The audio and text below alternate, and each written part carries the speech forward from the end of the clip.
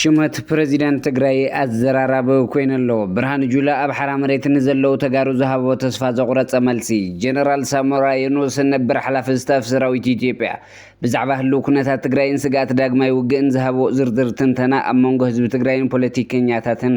ዓብይ ዘተፈጢረሎ ኩናት ውጽኢት ስእነት መፍትሕ ሓሳባት ምዃኑ ጉዳይ ስዕድ ዓረብን ንሞት ተፈርዶም ኢትዮጵያውያንን ኣብ መወዳእታ ድማ መበል 40 ዓመታዊ ጽምብል ብሉጽ ሽልማት ኣፍልጦም ሃብ ቪአይፒ ዲያስፖራ ተጋሩ ንሎም ዝሓረናዮም ዜናታት እዮም።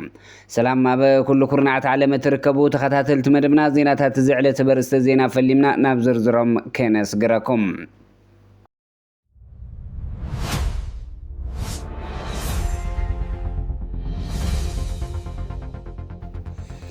ብዛዕባ ምሻም ፕሬዚዳንት ትግራይ ኣብ ዘቕነ መዘራረብ ብዛዕባ ኮይነሎ ማሕበራዊ መራኸብታት ድማ መንቀደመ ብዝመስል መልክዑ ብግምት እንተይኮነ ርግፀኛታት መሲሎም እከለ ፕሬዚዳንት ኮይኑ ኢሎም እንተጋውሑ ነቲ ኣብ ባይታ ዘሎ ሓቂ ሒዞም እንተይኮኑ ብግምት እንተተሳኽዕሎም ብዝመስል ኣካይዳ ኣብተን ኣብ ትሕቲ ካብ ወረርቲ ሓራ ዘለዋ ወረዳታት ዘሎ ኣብያተ ምክሪ ግዝያዊ ምምሕዳር ስልጣኑ ምብቁዕን ዝነበረ ናይ ቅድሚ 5 ዓመት ስልጣን ቤት ምክሪ ክምለስ ኣብ ጎስጓስ ቀንየን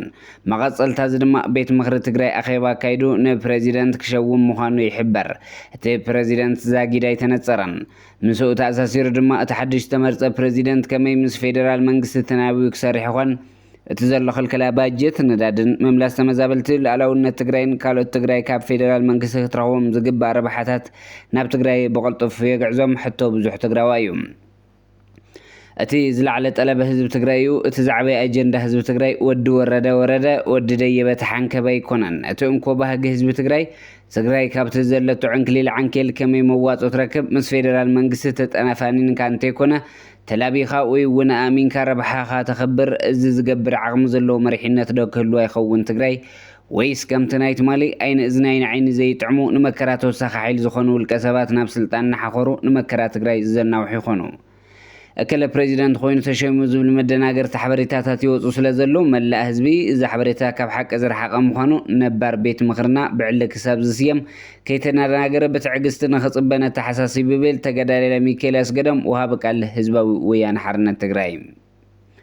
ብርሃኑ ጁላ ኣብ ሓራ መሬት ንዘለው ተጋሩ ዝሃቦ መልሲ ትማሊ ዕለት 23 ኣመራርሓ ሓራ መሬት ዝበሃሉ ካብ ግንባር ንላዕሊ ኣብ ኣዳማ ምስ ብርሃኑ ጁላ ኣኼባ ገይሮም እቶም ኣብ ሓራ መሬት ዘለው ተጋሩ ብዛዕባ ባጀት ንምሕታት ቀንዲ ትኩረቶም ገይሮም ተጓዒዞም እኒ ብርሃኑ ጁላ በቶም ኣብ ሓራ መሬት ዘለው ኣካላት ቃል ዝተዋወተሎም ኣብ ባይታ ዘሎ ሓቅን ከነፃፅሩ እዮም ኣብ ኣዳማ ተራኺቦም። ብወገን ሓራ መሬት ዝተለዓሉ ሕቶታት ዕርቂ ተወሳኺ የድልየና ኣሎ፣ ናይ ከቢድ ብረት ሽፋን ደገፈ ይውሕደና እዩ፣ ተዋጊእና ነእትወኩም ኢና ኢልኩምና ነርኩም ግን ክሳብ ሕዚ ምንም ኣይገበርኩምን፣ ባጀት ሰራዊት የለን ራሽን እውን ይውሕደሎ፣ ካብ ፌደራል መንግስቲ ሓገዝ የድልየና ኣሎ፣ ክሳብ ሎሚ ከካብ ናይ ባዕልና ጁባ ዝመልአና ብዙሓት ኢና፣ ስለዚ ፌደራል ወይ ድማ መከላኸሊ ሓይሊ ኣብዚ ትኩረት ገይሩ ክሰርሕ ይግባእ ዝብሉን ካልኦት ሕቶታትን ቀሪቦም። ብወገን ብርሃኑ ጁላ ዝተዋሃበ ግብረ መልሲ ድማ ቲዲኤፍ ፈሪሱ ምሳና እዩ ዶ ይብልኩምናን እቲ ቅድሚ ሕዚ ዝወሰድኩሞ ባጀት እኮ ኣብ ናይቲ መከላኸሊ ኢትዮጵያ ማለት እዩ ናይ ሓደ ግንባር ናይ 3 ኣዋርሕ ባጀት እዩ። ንስኹም ሓንቲ ብርጌድ ዘይትመሉ እዚ ኩሉ ባጀት ናበይ እትኹሞ? ካብ ሕዚ ንዕጥቂ ዝኾን ባጀት ኣይክልወናን፣ ካብ መከላኸሊ ሓይሊ ተቐኒሱ ዝወሃበኩም እውን ኣይመስልን። ገና ክንዝየትየሉ ኢና እንተኾነ ኣባኹም ዝነበረና ተስፋ ሎሚ ክንድቲ ዝድለ ኣይኮነን። ዝኣከብኩሞ ሓይሊ እውን ብኣገባቡ ክትሕዝዎ ኣይከኣልኩምን፣ ናይ ሰራዊት ዲስፕሊን ክተትሕዝዎ ኣይከኣልኩምን፣ ስልቲ ሒዝካ ጉያ እዩ ዝኸውን ዘሎ። እዚ ድማ ካልእ ባጀት ምስላዕ ክሳራ እዩ። ብተወሳኺ ኣብ መሪሕነት እውን ምቅድዳው የለን። ኣብ ሰራዊት እኮ ዝተባሃለካዮ ክትገብር መደብ ክትቅበል እምበር እቲ ዝሓሰብካዮ ክሳብ እተሳኻዕ ሕርያታት ኣይኮንካ ብዝሕ ክብል ከም ዝተዛረበ ተሓቢሩ ኣሎ። ብተወሳኺ እውን ሓድሽ ነገር ምስ ዘሎ ምስቶም ኣብ ኣዲስ ኣበባ ዘለው መራሕትኩም ተዘራሪብና ንውስኖ ውሳነ ይኸውን። በቲ ሒዝኩሞ ዘለኹም ኣካይዳ ግን ባጀት ንምሕታት ዓቕሚ ኣየጥረኹምን። ኣብዚ ዘሎ ዓቕሚ እኮ ካልእ ክፈጥር ዝኽእል እዩ። መዋቕርኩም ኣዕርዩ ተወሳኺ ዓቕሚ ፍጠሩ ንምሕታት ክጥዕመልኩም እንተዘይኮይኑ ዝሓዝካ ዘይብልካ ባጀት ማለት ዘእምን ኣይኮነን። ንሕና ምስ ረብሓና ተሓሒዝና ኢና ንጓዓዝ። ንስኹም ዝደለኹሞ ንስኹም ኣጻዲፍኩም ዝግበር ነገር የለን። ድሕሪ ሕዚ ከምዚ ዝበለ ሕቶ ክላዓል እንተኮይኑ እንታይ ለውጢ ኣርኢና ዝብል ሕቶ መቐዳሚ ሃሉ ክብል ይገልጽ። ጀነራል ሳሞራ የኑስ ነበር ሓላፊ ስታፍ ሰራዊት ኢትዮጵያ ብዛዕባ ህልው ኩነታት ትግራይ ስጋት ዳግማይ ውግእን ዝሃቦ ዝርዝር ተንተና ኣብ መንጎ ህዝቢ ትግራይን ፖለቲከኛታትን ዓብይ ዘተፈጢሩ ኣሎ። ጀነራል ሳሞራ የኑስ ዓቕሚ ውግእ ህወሓት ኩናት ናይ ምጅማር ዓቕሚ የብሉን ክብል ይከራኸር ድሕሪ እቲ ናይ 2 ዓመት ደማዊ ኩናት እቲ ሰራዊት ዝተዳኸመ ብዙሕ ክሳራ ዝበፅሑ ብምዃኑ ዳግም ናብ ዓብዪ ውግእ ከኣቶ ይኽእልን ይብል ብስነ ልቦና ድማ ህዝቢ ትግራይ ካብቲ ዝሓለፈ መሪር ኩናት ገና ስንባዶን ሕሶምን ከይወፅእ ዳግም ንውግእ ክለዓል ከቢድ እዩ ይብል ጀነራል ሳሙራ ከም ዝበሎ እንተተዋጊኦም እውን ካብ ኣላማጣን ጸለምተን ኣይሓልፉን እዚ ማለት እቲ ኩናት ምስ ክልል ኣምሓራ ብዘሰሓቡ ዶባት ጥራሕ ዝተሓፅረ ክኸውን ከም ዝኽእልን ናብ ዝዓበየ ስትራቴጂካዊ ዓወት ክሰጋገር ከም ዘይኽእልን ይገልጽ እዚ ድማ ትግራይ ኣብ ውሽጢ ዓንኬል ኩናት ተዓፅያ ከም ትተርፍ ዝገብር እምበር ዘዋፅኦ ለውጢ የለን ይብል ጀነራል ሳሙራ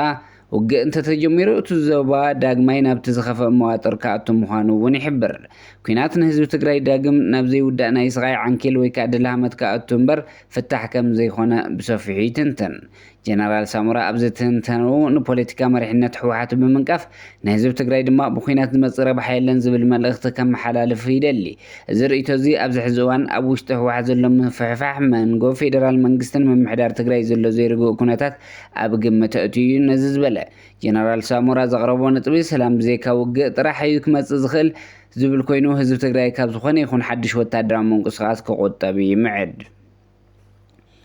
ኩናት ውፅኢት ስእነት መፍትሒ ሓሳባት እዩ ብሓቂ ኩናት ሕማቕ እዩ ሕልምን ህይወትን ደቂ ሰባት ከንቱ ዘትርፍ ሃፍትን ንዋይን ህዝብን ሃገርን መዕነው እዩ ብፍላይ ኣብ ከም ትግራይ ዝበለ ዓድታት ገና ካብ በሰላ ኩናት ከይሓወያ ፍትሕን ካሕሳን ከይረኸባ ካልእ ጦርነት መፂኡካ ክትሽከም ኣይኮነን ዝሓለፈ ክትዝክሮ እኳ ይኸበድ ግነሲ ነቲ ኣብ ትግራይ ዝኖ ፀገም ሕልኽላኽ ፖለቲካዊ ኣካይዳ መፍትሒ ሓሳብ እንብሎ እንታይ እዩ ብሓቂ ኣብ መሬት ወሪዶ ክትግበር ተፈጻምነት ክህልዎ ዝኽእል ሓሳብ ኩናት ዘትርፍ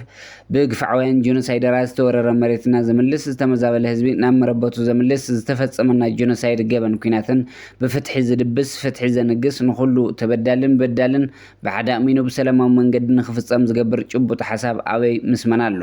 ነዚ ካልእ ብዙሓት ሕቶታት ትግራይ ዝምልስ መፍትሒ ሓሳባት እንተዘይቀሪቡ እንተዘይብሉ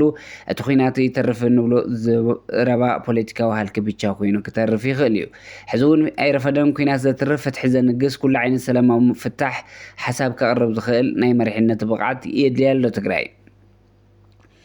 ጉዳይ ስዑድ ዓረብን ንሞት ዝተፈርዶም ኢትዮጵያውያንን እዚ ዓብዪ ኣሻቓሊ ኮይኑ ዘሎ ጉዳይ ኣብ ስዑድ ዓረብ ብመንግስቲ እቲ ሃገር ተታሒዞም ጉዳይ ሞት ፍርዲ ዝፅበዩ ዘለው ኢትዮጵያውያን እዩ ኣብዚ ቅንያት እዚ ኣዘራረበ ኮይኑ ዘሎ ዓብዪ ጉዳይ እዩ መንግስቲ ስዑድ ዓረብ እዞም ኣብ ዝተፈላለዩ እዋናት ብከቢድ ገበናት ሒዝዎም ዘሎ ዜጋታት ኢትዮጵያ ግን ድማ ዕሽት ዝበሉ ሰብኣውነት ክብሪ ካብ ኢትዮጵያ ኦፊሻላዊ ዝኾነ ደብዳቤ ዛጊዳ ይበፅሖን ብዝተፈላለዩ ትካላት ዓለም ግን ምሕፀንታታት የተኣናግድ ከም ዘሎ ግልፂ እዩ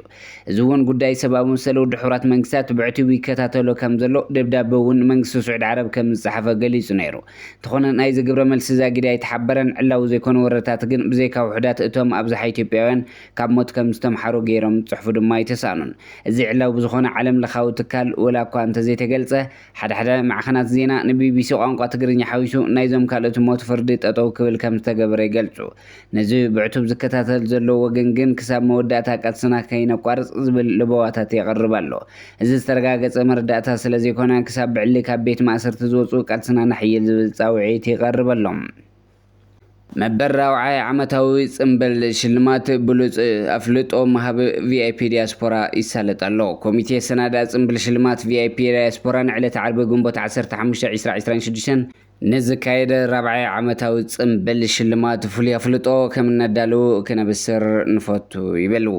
እዚ ተዳልዩ ዘሎ ዓመታዊ መራሕቲ ማሕበረሰብ ሰብ ሞያ ስድራ ቤታት ዝተፈላለዩ ማሕበራዊ ትካላት ብምትእኻብ ንብሉጻት ኣፍልጦ ማህብ መለላይ ምትእሳርን ብምፍጣር ሓድነት ምትሕጋዝ ማሕበረሰብ ዲያስፖራ ምስ ተጣመነ ይለሎ